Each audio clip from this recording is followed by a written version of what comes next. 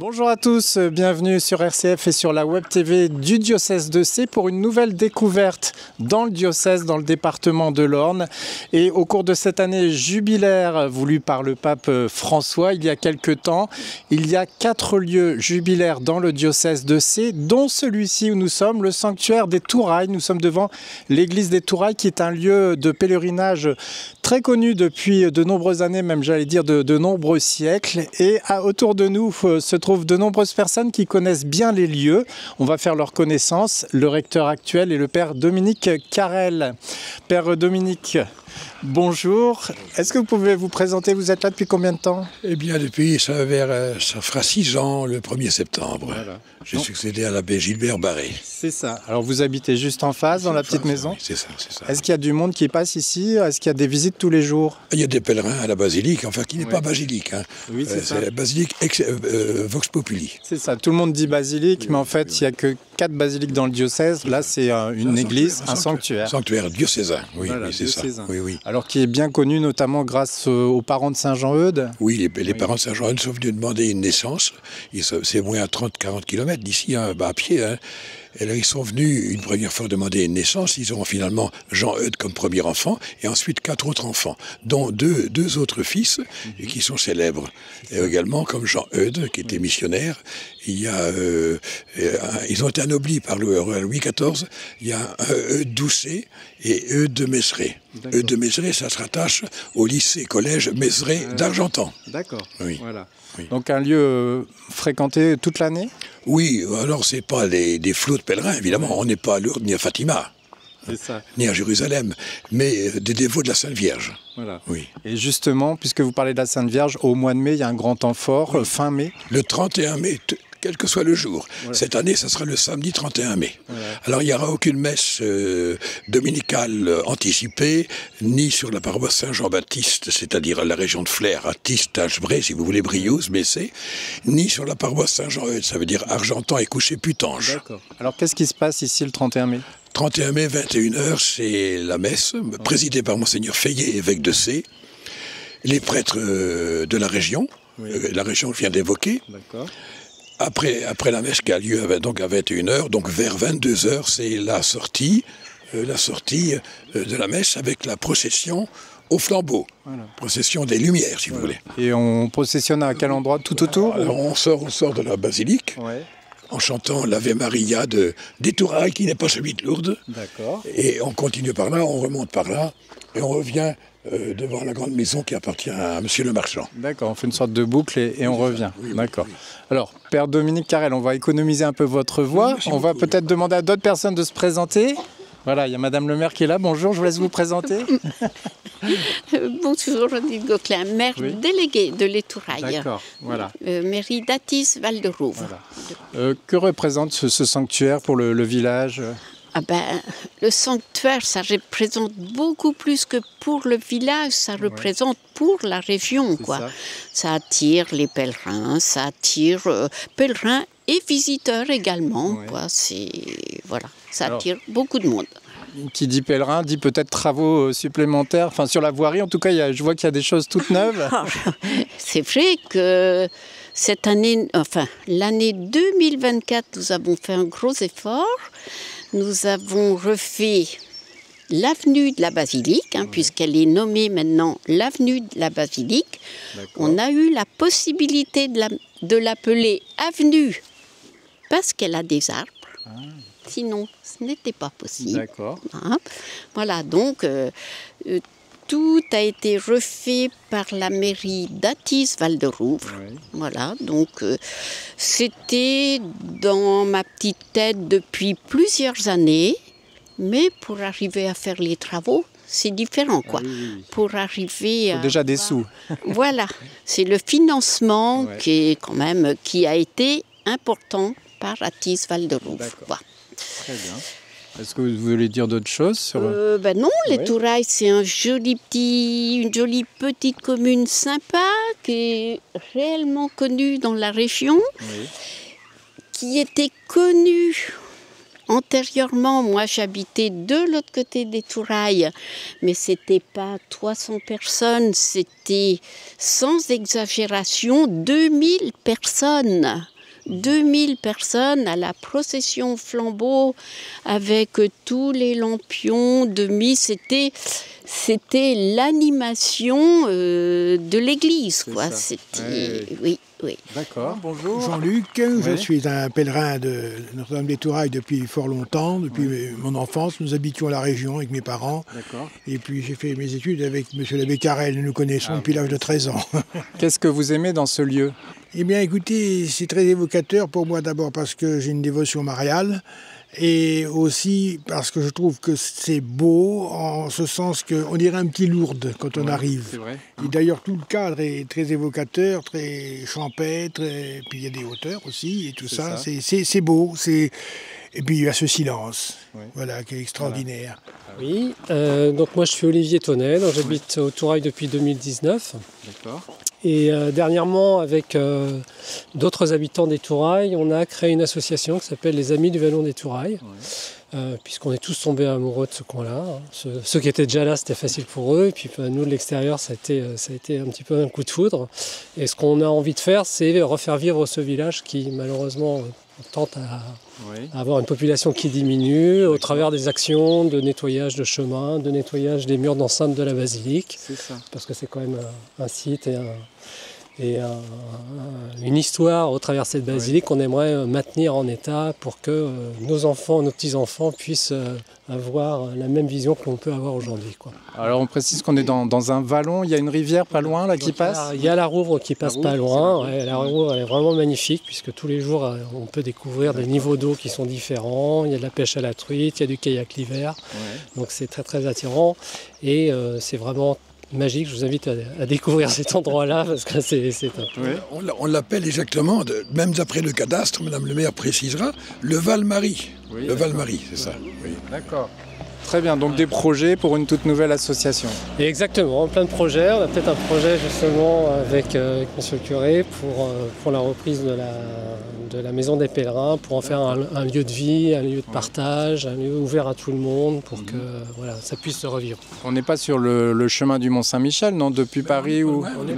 On n'est pas loin, effectivement. Hein. Donc dans les années à venir, il pourrait très bien y avoir des pèlerins, des marcheurs qui puissent s'arrêter ici. Ça serait très bien, oui, ils seraient les bienvenus. Voilà. Mais il faut qu'on ait du logement, ne serait-ce que pour pique-niquer. Voilà. Et la question est là parce que la salle Goujon, c'est du nom des deux abbés Goujon qui ont fait construire la dite basilique. D'accord, alors ça on va reparler de l'histoire de la basilique dans un instant. On continue le tour de présentation pour ceux qui veulent. Votre prénom ? Jean-Pierre, et j'habite là l'ancienne maison des religieuses. Car en 1850, le pape a autorisé un groupe de femmes de la Forêt-Auvray à se constituer en congrégation. Elles ont cherché à ce moment-là une maison et l'évêque de l'époque leur a dit qu'il y avait une maison au Tourail. Elles se sont installées au Tourail en 1850 et elles quitteront la maison en 1950 pour s'installer sur Briouze. D'accord. Et vous êtes devenu un passionné du lieu, vous avez fait des recherches ? Oui, j'ai voulu savoir pourquoi en face de chez moi il y avait cette église et donc j'ai recherché le pourquoi et je me suis aperçu que c'est un lieu historique important puisqu'il y a une maison construite sur un menhir, ce qui veut dire que c'est depuis longtemps que c'est un lieu de culte.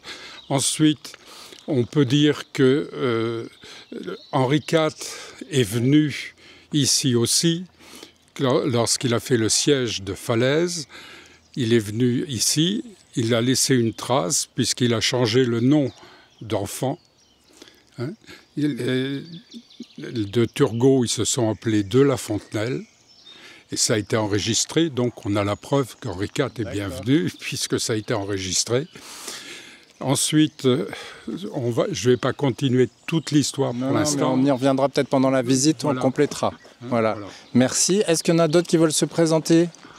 Michel Bréat, président de l'Association du patrimoine des Tourailles, donc association que nous avons fondée en 2007 pour faire face à un défi important, c'est-à-dire que les toitures de l'église étaient dans un triste état. Donc il y avait un problème majeur à relever, c'est que nous sommes une petite commune avec des budgets très limités. Donc on a créé cette association, on a monté un partenariat avec la Fondation du patrimoine. L'abbé Barré, qui était le prédécesseur de l'abbé Carrel, nous a bien aidés puisque nous avons recueilli un nombre important de dons, ce qui nous a permis de boucler les budgets pratiquement au bout d'1 an. Au bout d'1 an, on avait récolté plus de 20 000 € de dons. Et depuis 2007, vous avez déjà entamé des travaux ou pas encore? Les travaux de la toiture, ils ont été faits en 2008. D'accord, très bien. Et il reste pas mal de choses à faire?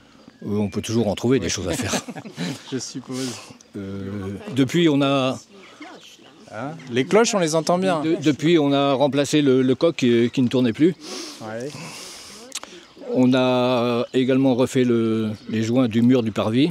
D'accord. Et puis dernièrement, on a refait les cloches.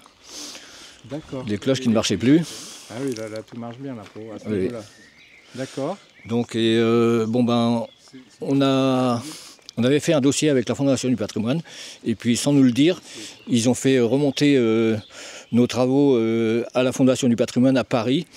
Et on a été primé par le premier prix national de la Fondation du patrimoine en 2008. Voilà. Donc, Qui vous a donné des aides sans doute en plus? ça nous a donné 4 000 € en plus. Ouais. Et donc on est allé chercher le prix avec Madame le maire et puis une petite délégation au congrès des maires à Paris. Est-ce que vous voulez vous présenter? Stéphanie, je suis membre de l'association Fondation du patrimoine. D'accord. Et sinon, ici au Tourage, je prépare le 31 mai. Très bien. En fait, préparer des bougies et des flambeaux. Voilà. Voilà. Et donc on attend combien de personnes environ le 31 mai? C'est ça, quelques centaines? Centaines de personnes. Voilà, peut-être 300. Alors, je m'appelle Guy et je ne suis pas originaire du tout du secteur, mais je me suis marié dans la région il y a une 50aine d'années. Et très très tôt, mes beaux-parents et mon épouse m'ont parlé des Tourailles. Ouais. Alors j'ai voulu connaître, je me suis renseigné sur l'histoire bien sûr, mais pas seulement parce que moi je suis pratiquant, je suis catholique et ce qui m'intéresse aussi aux Tourailles, il y a la messe tous les jours. Et c'est pas si fréquent que ça maintenant quand on habite dans des régions comme celle-ci. Et il y a des petites choses aussi qui se font qui sont très originales. Par exemple, on continue ici de fêter les rogations. Ouais. Les rogations, c'est quand même l'hymne à la création, l'hymne à la nature.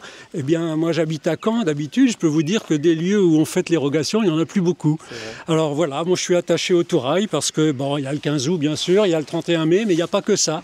Il y a le quotidien, il y a tous les jours, et puis c'est un endroit où je peux exercer ma foi. Donc, voilà, C'est un haut lieu spirituel et puis il y a un recteur sur place qui est quand même pas anodin non plus. Si je peux rajouter un petit quelque chose. Donc, je suis né au Tourail, et puis ma famille est une des plus anciennes familles des Tourailles. D'accord. Puisque mon grand-oncle, l'abbé Mancel, qui est enterré au Tourail, donc avait fait une généalogie, et j'ai un ancêtre qui était présent déjà au Tourail en 1639. D'accord. Il a bâti une maison dans laquelle j'habite encore actuellement. Voilà, donc il y a des racines profondes. Il y a des racines profondes. Tout à fait.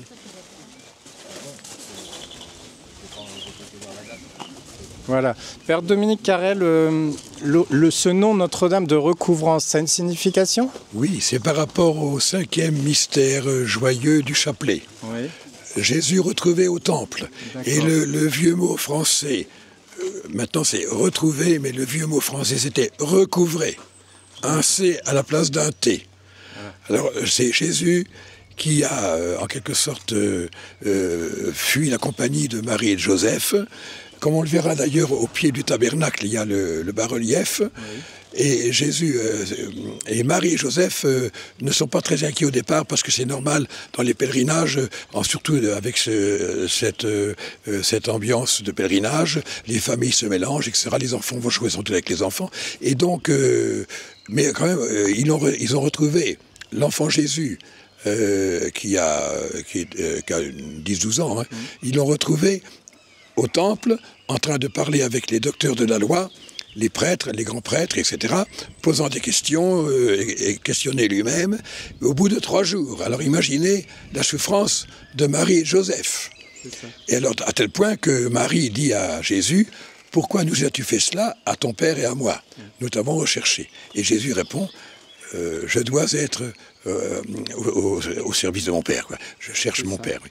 Alors évidemment, c'est la révélation de la filiation divine de Jésus-Christ. C'est ça.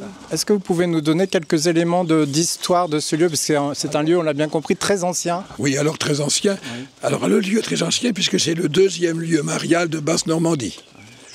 Oui, Basse-Normandie, je dis bien, parce que le premier lieu, c'est Douvres-la-Délivrande, sur la côte du Calvados. Hein. Et ici, c'est au niveau ancienneté. Alors, 6e, 7e siècle ou 8e siècle, un siècle près, je ne sais plus trop. Hein.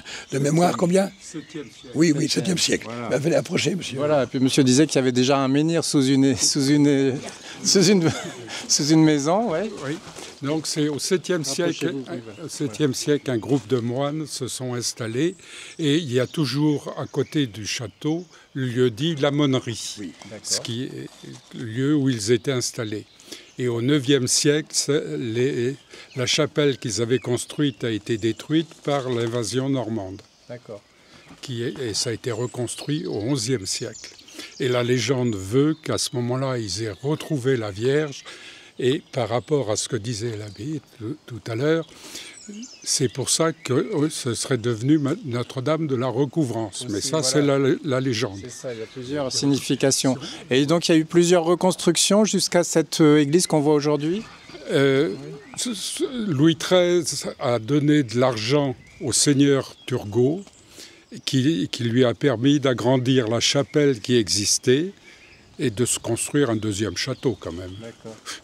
Et donc cette église actuelle, elle date de 1850. 1850. L'évêque de l'époque a demandé à l'abbé Goujon, le chapelain, de voir quelque chose de plus grand, vu le nombre de pèlerins qui venaient ici pour la Vierge. Et il a dit « Ok, moi je veux bien, mais vous faites venir mon frère en même temps ». Son frère qui finissait ses études à Rome, ce qui expliquera un certain nombre de choses à l'intérieur de l'église. Alors on va s'avancer tout doucement vers l'église parce qu'il y a quelques gouttes qui arrivent. On va monter, vous pouvez suivre, hein, allez-y. Si vous voulez rajouter des choses...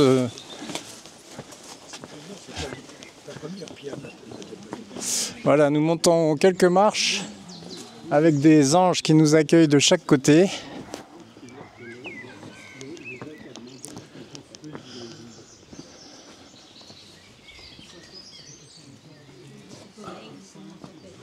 Voilà, avec Notre-Dame de Recouvrance, priez pour nous.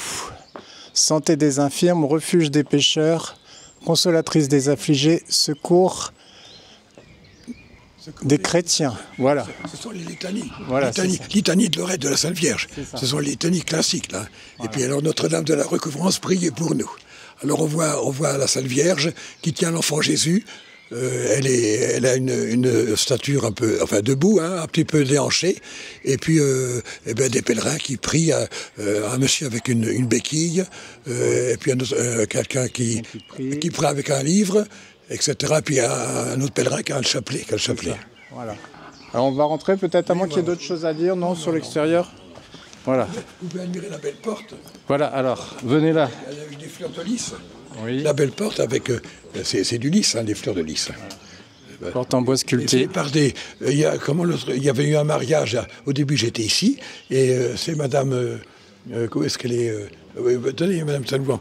Venez. Vous vous rappelez qu'il y avait un mariage ici, puis qu'il y a des jeunes gens qui sont venus... Ils sont venus du sud de la France pour connaître les Tourailles, où leur grand-père, ou arrière-grand-père plutôt, avait sculpté toutes les boiseries de l'église.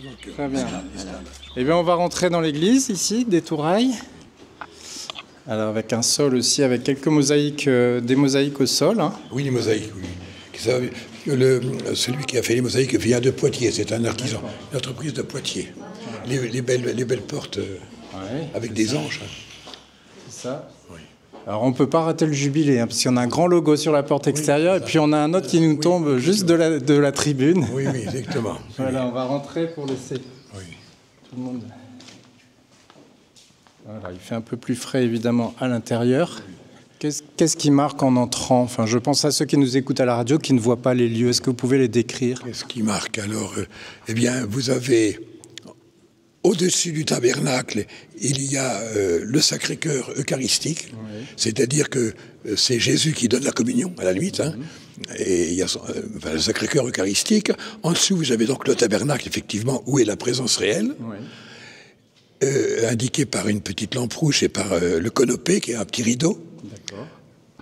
Et ensuite, l'autel qui est avancé par rapport à la réforme liturgique. Hein. Mais il n'y a pas deux autels, ce qui est bien. Parce que dans certains lieux, il y a deux autels. Ah oui, l'autel a été intelligemment décellé du rétable et remis au centre. Mais c'est d'ailleurs deux autels, c'est parfaitement contradictoire. Parce que l'autel représente Jésus-Christ, qui est Jésus-Christ mort mais ressuscité en même temps. Donc il n'y a qu'un seul autel, l'autel central, si vous voulez, mais il a été décellé de... Ce que j'aime faire remarquer, c'est que les abbés Goujon ont tenu à remercier l'âne qui allait chercher... Je vais me rapprocher par là. Vous avez faut connaître le petit âne. Un bas-relief d'un âne, et c'est l'âne qui allait chercher les pierres pour la construction de l'église. Et pour le remercier, ils ont fait faire une sculpture de cet âne. D'accord. Alors, est-ce qu'on peut se rapprocher peut-être on va se rapprocher du sacre de Jésus, voilà, de tabernacle, oui. D'accord, on va se rapprocher du tabernacle. Voilà. Alors là, évidemment, au pied du tabernacle, il y a justement la scène évangélique en Saint-Luc qui nous retrace bien le recouvrement de Jésus au temple. On voit Jésus qui dialogue avec les docteurs de la loi, et vous avez à gauche Marie et Joseph. Il y a Joseph qui souffle quelque chose à la Vierge Marie. Peut-être qu'il dit, je ne sais pas ce qu'il peut dire, Joseph. Hein. D'abord, c'est l'homme du silence, donc on n'a pas grand-chose de ses paroles. Et vous avez Marie qui va dire à Jésus, quelques secondes après, « Pourquoi nous as-tu fait cela à ton père et à moi ?» Alors cet hôtel, il est en marbre. Et en marbre de Carrare. De Carrare. Oui. C'est venu d'Italie. Oui, d'Italie, oui. Alors à gauche, vous avez Saint-Martin. Alors on va se rapprocher. Oui, parce que c'est l'église Saint-Martin. C'est parce que c'est l'église paroissiale Saint-Martin. C'est le patron du lieu. Ouais. Saint-Martin. Et alors, à la droite, c'est Saint-Éloi, parce qu'ici, il y avait beaucoup de granit, et Saint-Éloi est le patron des forgerons, des gens qui travaillent avec des outils, si vous voulez. Hein. D'accord. Saint-Éloi.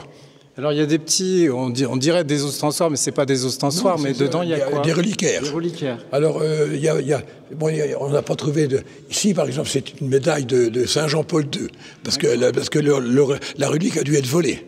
Alors quelqu'un avait une médaille de Saint Jean-Paul II, ben, je dis, autant la mettre. Hein, et alors ici c'est une relique. Je distingue pas trop la relique, mais c'est une relique.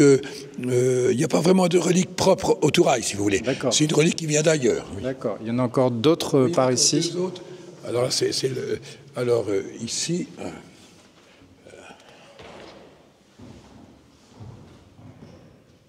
Sainte-Anne. Je vois Sainte-Anne Mater. Oui, c'est une relique de Sainte-Anne. D'accord. Sainte-Anne, la mère de la Vierge Marie. C'est ça. La patronne des Bretons. Voilà.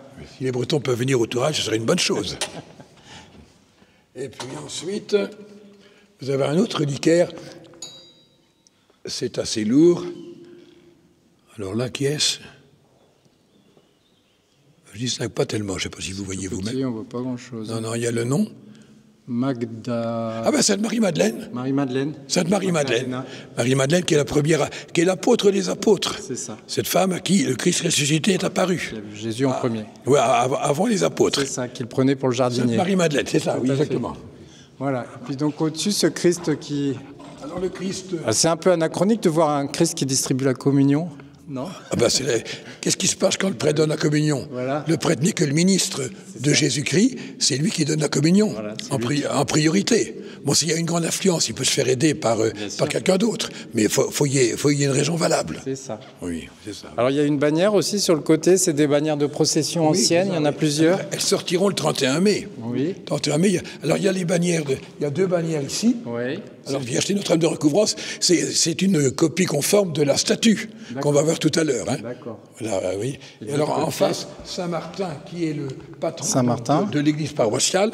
Alors, on connaît la vie de Saint-Martin, hein, qui est un saint très populaire en France, et même en Gaule. Hein. Martin m'a revêtu, parce que Martin a fait la charité à Amiens, il faisait très froid, c'était l'hiver, il a coupé une partie de ça, il était militaire, hein, même officier, il a coupé une partie de sa cape, et il l'a remise à un pauvre qui était presque nu et transi de froid. Et dans la nuit qui suivait, Jésus-Christ est apparu à Martin lui disant « Martin m'a revêtu de ce manteau. Ce que tu fais au plus petit d'entre les miens, c'est à moi que tu le fais. » C'est dans l'Évangile. Voilà. Donc Martin est un grand saint, et puis alors il fut un grand missionnaire. C'est l'apôtre des campagnes, de la Gaule. L'apôtre des campagnes. Il y a beaucoup d'églises qui sont consacrées à Saint-Martin. Voilà, des bannières ici de procession. Oui. Alors là, vous avez, devant nous, c'est l'orgue.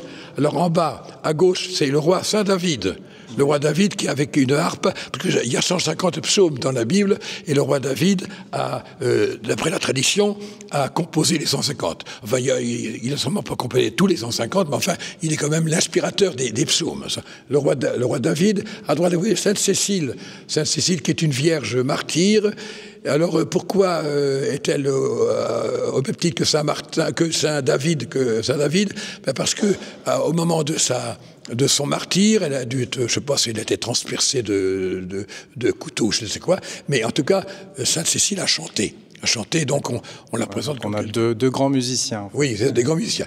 Bon, alors en dessus, c'est Saint-Pierre, Saint-Paul, les colonnes de l'Église. Il y en a un qui porte les clés, c'est l'apôtre Saint-Pierre, et les papes, tout pape est successeur de Pierre.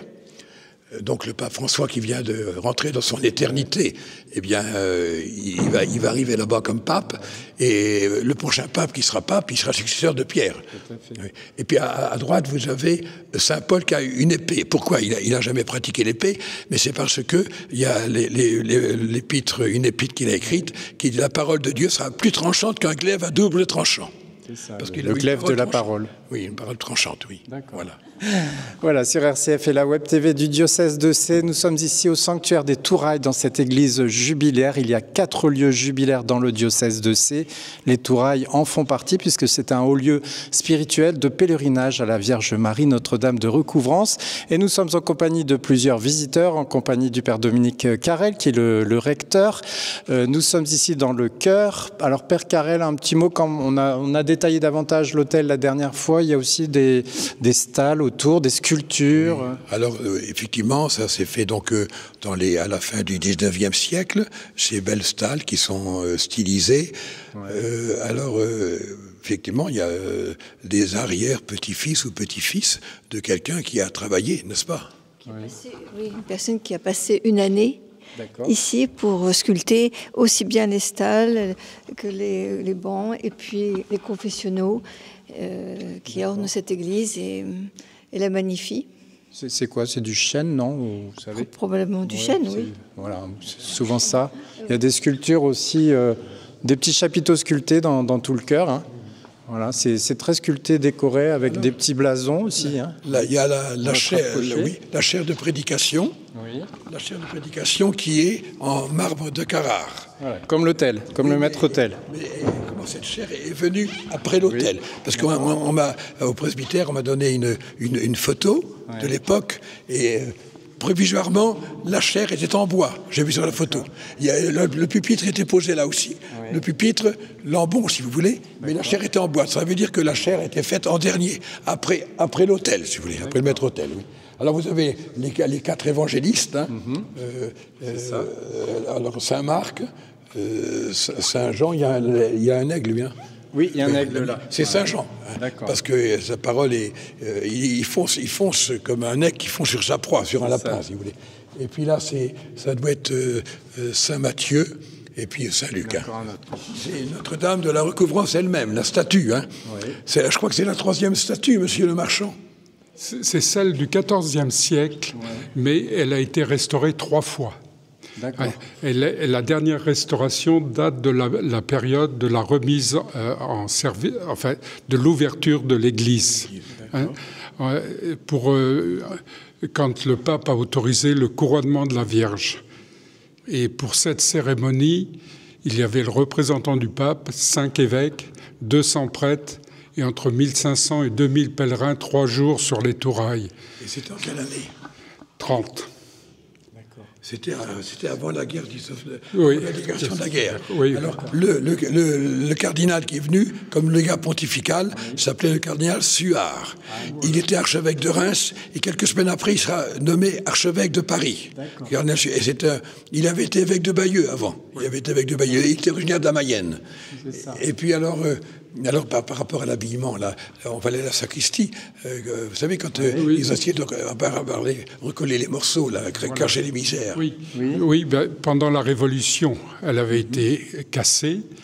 On l'a confiée à un plâtrier qui n'a pas retrouvé tous les morceaux et qui n'avait pas une très grande, je dirais, connaissance de l'anatomie féminine, ce qui fait qu'il avait racolé les morceaux de façon disparate.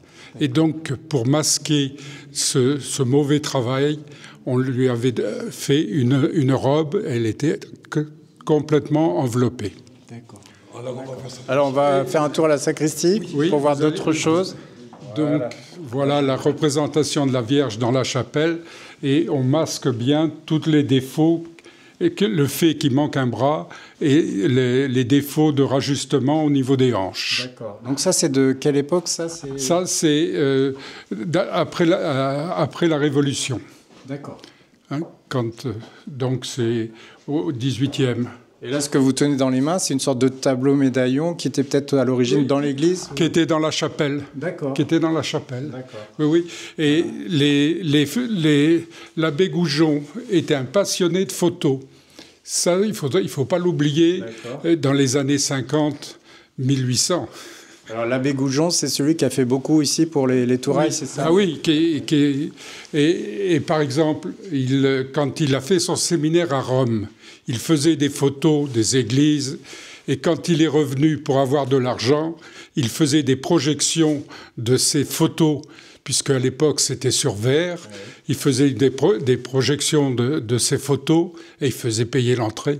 D'accord. Hein? C'est comme ça qu'il a ramassé des sous. Il a ramassé un peu de sous comme ça aussi, dans les différentes granges des environs. Oui. L'église des Tourailles a été montée majoritairement avec des dons. Quand même, hein. Ce sont des dons et de la main-d'œuvre pas chère. Local. D'ailleurs, on va voir s'il y a et l'abbé Goujon se félicitait, il n'y a eu aucun accident sur son chantier. L'abbé Daniel Goujon, qui est là. Alors, l'abbé Louis Goujon, c'était le premier curé. Il avait quelques années de plus que son frère, mais il est décédé, Louis Goujon, en 1911, je crois, parce qu'ils sont enterrés tous les deux à côté de la Sainte Vierge. Parce que, tout simplement, il avait été moralement atteint par les lois de séparation de l'Église et de l'État, l'inventaire, et deuxièmement, il est allé à une inhumation à Briouze, parce qu'à ce moment-là, les curés marchaient à pied, et donc il a attrapé une pleurésie par une pluie violente. Et il est mort dans les quelques jours qui suivaient. Mais surtout, mort à ces jours-là, il y a eu la pleurésie, mais surtout, là, parce qu'il avait fait beaucoup de travaux, voyez-vous. Alors on voit les deux prêtres, là, avec les hommes c'est les gens du village, ils donnaient des journées entières. Des journées entières. Alors on voit, ils donnaient des journées entières. Bon, ben, et alors on voit ici les deux abbés Goujon, puis les gens. C'est Louis, ça. C'est Louis. Et puis Daniel, il est quelque part. Là, on voit Daniel qui est là. Non, c'est peut-être Daniel qui est là. Je confonds les deux frères. Le tableau, là, c'est marqué 14 décembre 1895. Oui, c'est ça. Alors, c'est la première pierre mise. La première pierre, c'est marqué. Alors, Louis est mort de bonne heure. Daniel, par contre, est mort, heureusement, beaucoup plus âgé. Il est mort en 1942, Daniel. Il est devenu curé de Touraille après la mort de son frère. D'accord. C'est les restes d'un hôtel, en fait. Oui, les restes de la chapelle, qui était de la chapelle. Et il est classé au monument historique. Il est du XVIIIe siècle. Il y a beaucoup... Les pèlerins, ils laissent... il y a un cahier d'intention. Oui, un cahier d'intention. Puis alors, on a des ex-voto. On a un ex-voto très récent. Alors, j'avais poser des ex-voto. Je vous suis. Ah oui, il y en a des récents, là. Oui. Voilà, de 2018. Oui, c'est ça. Ce garçon s'appelait Antoine. Hein. Ouais. Il a été guéri de son œil. Et c'est les grands-parents qui habitent Belloux en Oulme. Le grand-père qui habite Belloux en Oulme qui est venu poser Bourges parce que le garçon en question habite Bourges. D'accord. Et puis alors, c'est les vieux qui étaient restés. Quelqu'un est venu et les a posés, tout simplement. C'était resté à la sacristie. Hein. Louis est là. Il est enterré là, c'est là. Et puis Daniel est en face. D'accord. Daniel est en face. Là, c'est des tiroirs à chasuble. Oui, les tiroirs à chasuble, mais tournants. C'est ça. Ah oui, c'est immense, ça fait bien 3,50 m de 3-4 mètres de large. Ah oui, oui. Voilà, vous allez voir. C'est bien, on a le droit à la visite complète. Hein, regardez. Ah, magnifique. La même chose à l'église Saint-Étienne à Caen. Ah oui, oui, c'est ça. Mais... Ah, c'est immense. Hein. Doré, là, c'est la chasuble, c'est pour la messe. Avec le voile de calice, la bourse pour mettre le corporal. Ça, c'est l'étole, et puis il y a une pale, et puis il y a une manipule. Voilà, donc vous avez au moins vous avez six tiroirs comme ça, pivotants. Puis il y a la chape, il y a plusieurs chapes, parce qu'il y avait plusieurs chantres. Il n'y avait pas que le prêtre qui portait la chape, il y avait les chantres, oui. Alors il y a plusieurs chapes. Hein. L'abbé Louis Gaujon qui est né à Chancery à côté de Putange, dans le canton de Putange. Louis Gaujon, mais qui est mort suite à ce que je vous disais, des suites de la séparation de l'État moralement et physiquement par la pluie. Et puis alors, Daniel Goujon, qui va lui succéder, son frère cadet, qui est décédé en 1942. D'accord. Qui était très âgé, lui, il est mort très âgé. Oui, mais qui a fait ses études à Rome. Qui a fait ses études à Rome, c'est ça. Voilà, d'accord. D'accord. Et donc les plans de l'église, c'est lui qui les a faits et qu'ils ont été avalisés par l'architecte de la ville de Flers. D'accord. Et puis là, je suis content puisque c'est mon saint patron, Saint Hubert. Expliquez-nous. Donc, lors de la... Je ne sais pas comment on va dire...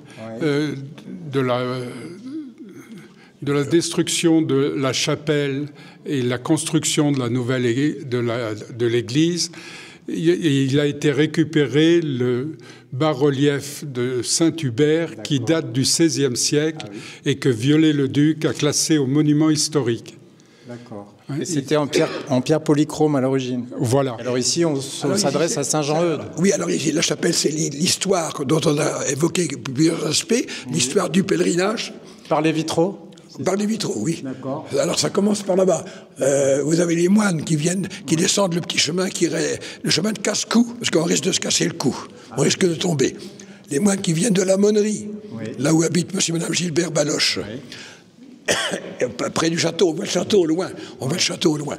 Les moines descendent. Alors en dessus, vous avez un évêque, c'est un évêque de C, le seigneur de l'époque, je ne suis pas sûr que je suis à Turgot, mais enfin, le prédécesseur de Turgot offre sur une espèce de maquette l'église à l'évêque de C pour en quelque sorte, pour dire que ça fait allégeance au diocèse de C.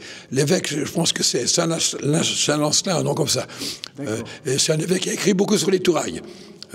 Et puis en dessous, vous avez alors le roi Henri IV qui faisait le siège de Falaise, le roi Henri IV, mais bien que protestant, venait prier non pas pour la victoire des protestants sur les catholiques ou inversement, mais pour la paix de son royaume. C'est pour ça qu'il y a dans le cantique de la Sainte Vierge, on prie la Vierge Marie pour la paix.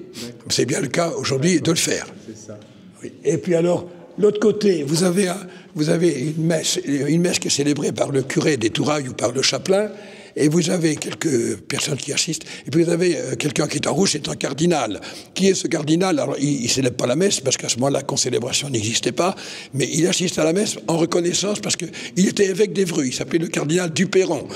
Cardinal Duperron, évêque d'Évreux, qui bien que n'étant jamais venu aux Tourailles, il avait une maladie sur lui. Je ne sais pas ce que c'était comme maladie. Il a prié, il a été guéri. Il est venu cependant remercier.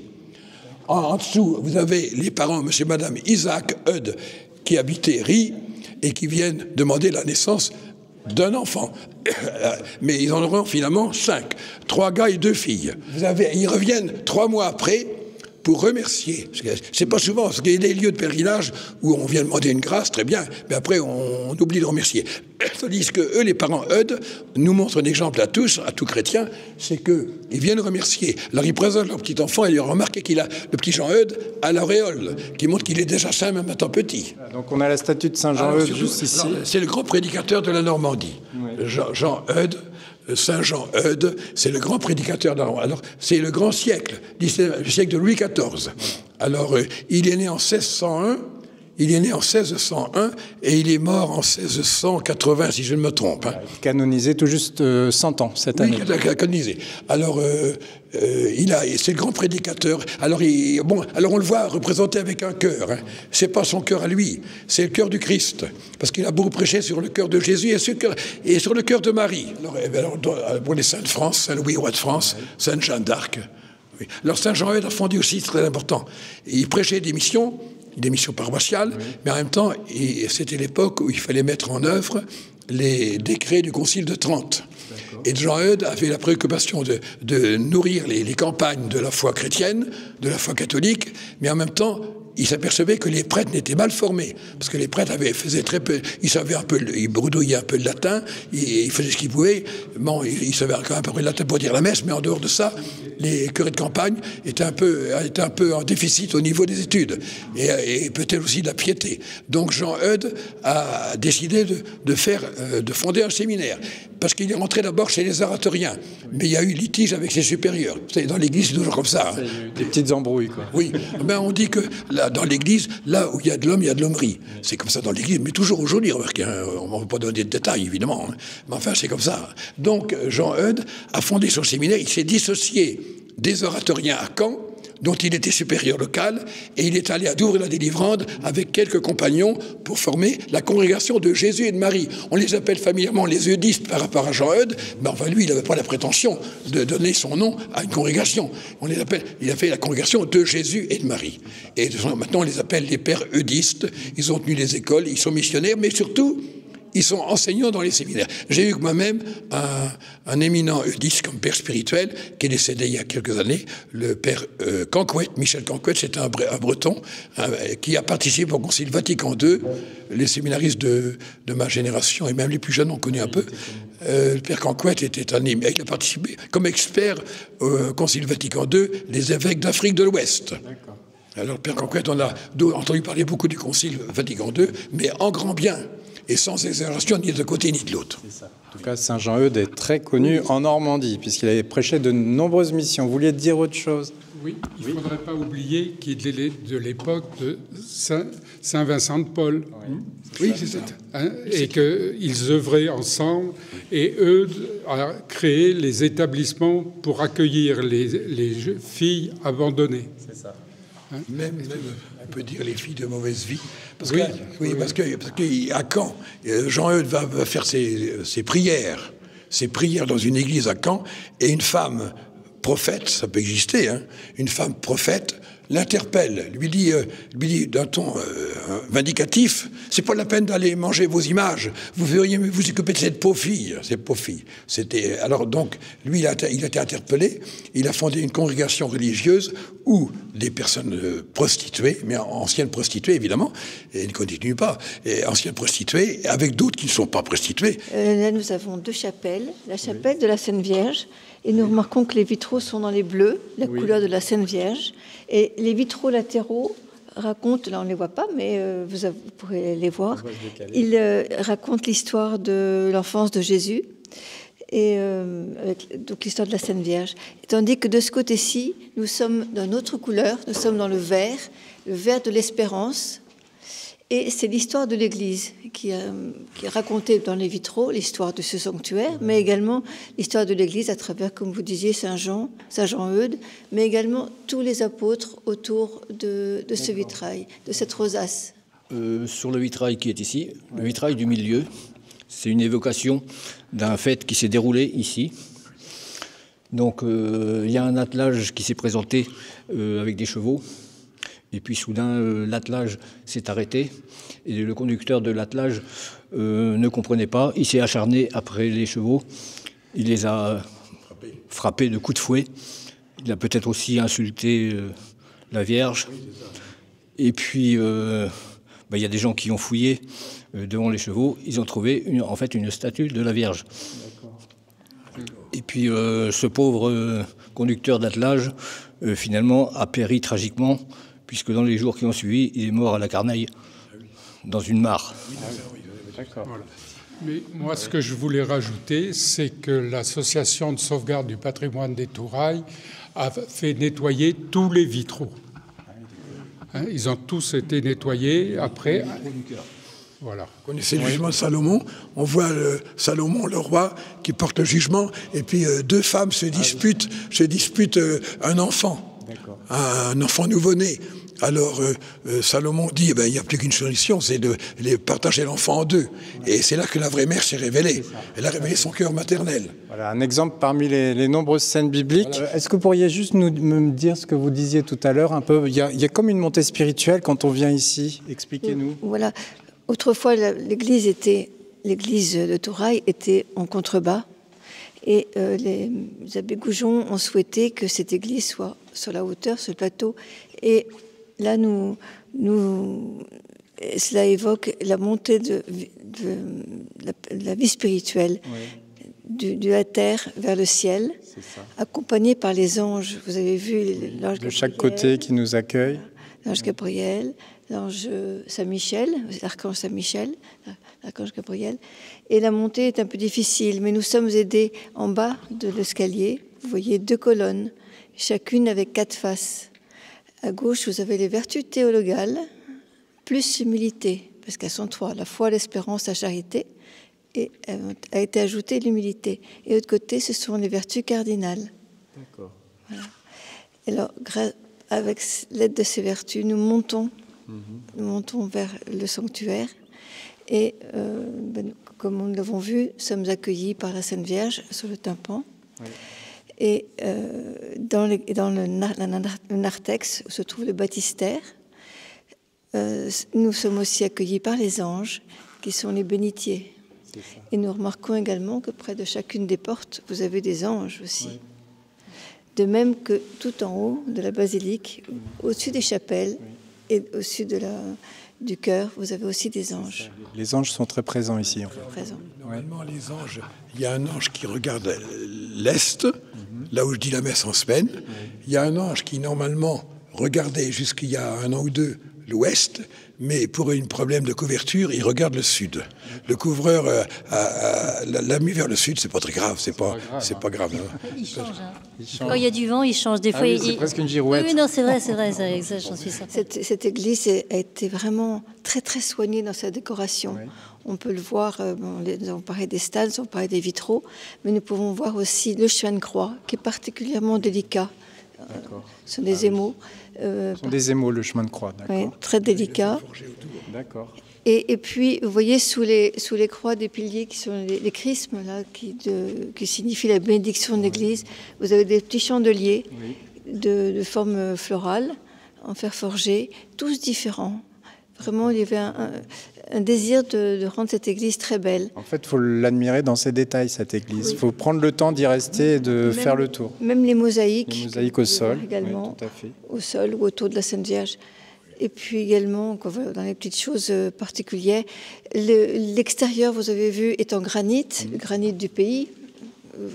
Grâce au travail de tous les gens de la région, cette église a été bâtie, mais l'intérieur a été travaillé avec la pierre du Poitou, acheminée par train, et après, par charrette, on allait la chercher à Briouze. Ah oui, d'accord. Voilà. Les abbés Goujon, avec leur âne dont nous parlions tout à l'heure, qui s'appelait Pompon, je crois, l'âne. Hein. Il avait un cheval également. Hein. Et puis les gens, là, avec les charrettes, et puis les percherons amenaient. D'accord. Merci en tout cas de nous avoir accueillis au sanctuaire des Tourailles, Père Carrel. Et puis on remercie tous ceux qui nous ont accompagnés aujourd'hui, tous ceux qui aiment bien ce lieu, les membres, les présidents d'associations. On espère qu'il y a plein de projets qui vont pouvoir voir le jour. Donc on rappelle aussi qu'en pendant 2025, c'est une année jubilaire, c'est un lieu jubilaire. Ça veut dire que des paroisses sont venues ou vont venir ici. On peut organiser un pèlerinage. Bien sûr, oui. On peut organiser un pèlerinage. J'ai déjà j'ai retenu déjà des demandes qui m'ont été faites. Pas mal. Notamment la paroisse Saint-Joseph en Bocage, à laquelle nous appartenons maintenant, dont chef-lieu est Flers, si vous voulez. Hein, oui. Donc il y a des choses pour les personnes malades, il y a quelque chose pour les personnes de mouvement chrétien des retraités sur la journée. Et puis également la paroisse Saint-Jean-Eudes, ça veut dire Argentan, Putange et Couché, qui vient aussi en raison de Saint-Jean-Eudes. C'est ça. Et puis... Alençon aussi, qui va venir en septembre. Alençon va venir en septembre. L'abbé Léger m'a contacté, le curé d'Alençon. Voilà. qui s'appelle Saint-Louis-Martin. Saint-Louis et Zélie au pays d'Alençon. Martin. Donc il y a beaucoup de propositions. On essaiera de faire notre mieux. En tout cas, même après l'année jubilaire, on précise que l'église elle est ouverte environ de quelle heure à quelle heure? Tous les jours? De 9h, parce qu'à la messe à 9h. Donc à 9h jusqu'à... l'hiver, c'est plutôt 19h ou plus tard. Mais l'hiver, c'est beaucoup plus tard, parce que tant qu'il fait jour. Donc c'est ouvert à tous, on peut venir en pèlerin, on peut venir prier un petit moment, laisser une petite intention. Beaucoup d'individuels viennent, oui. Tout court de l'année, même quand il fait très froid. Et donc il y a la messe tous les matins? Le matin à 9h et le dimanche à 11h. Voilà. Et puis, on peut chercher sur Internet, mais on peut trouver des coordonnées en tout cas. Grand merci à vous tous. Et puis, on espère que les diocésains, les catholiques de l'Orne vont découvrir ce lieu sanctuaire de cette belle église des Tourailles, Notre-Dame de Recouvrance. Merci à vous.